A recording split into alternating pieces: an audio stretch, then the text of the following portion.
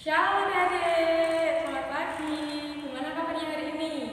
Luar biasa kan? Hari ini, hari Minggu, kita mau siap-siap untuk ibadah online sekolah Minggu. Sebelumnya kita mau pujikan Jalan Serta Yesus.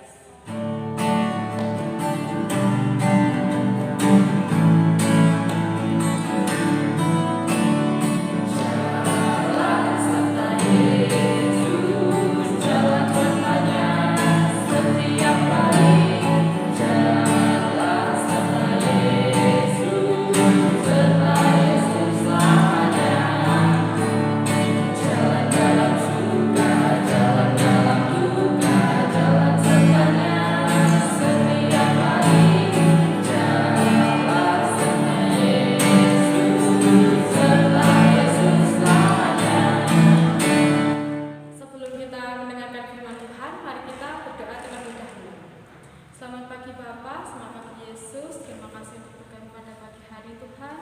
Kami anak-anak-Mu siap untuk mendengarkan firman-Mu. Terima kasih Bapak, terima kasih Yesus. Amin.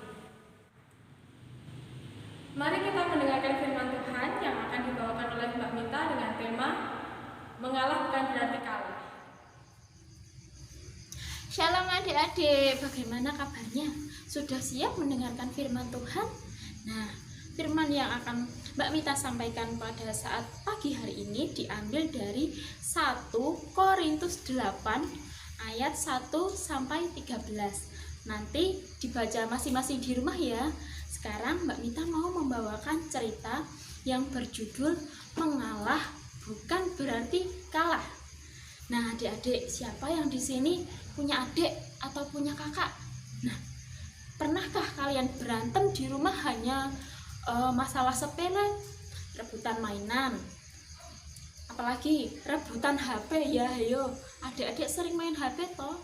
Atau di sini rebutan bantuin orang tua? Ada enggak yang mau rebutan untuk melakukan hal kebaikan?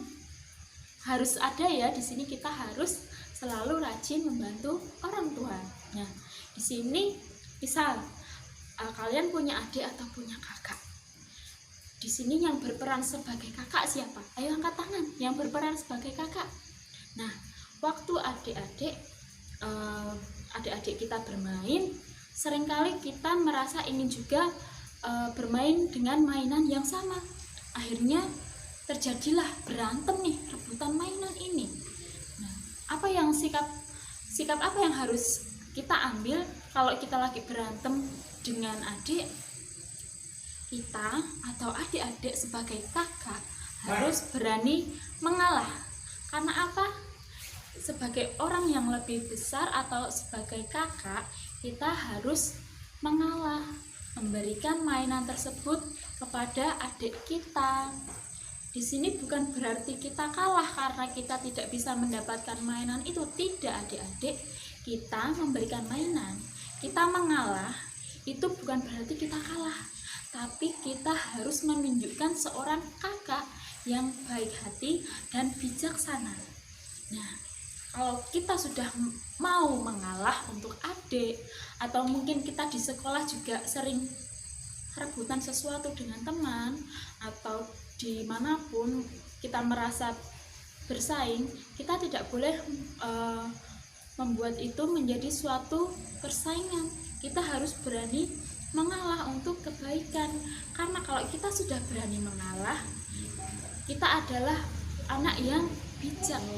Berarti kita sudah berhasil menjadi teladan untuk adik kita, untuk teman kita. Kita menjadi panutan, kita bisa mengalah untuk kebaikan, kita bisa memposisikan diri sebagai kakak yang baik. Jadi tidak selamanya mengalah itu berarti kita kalah.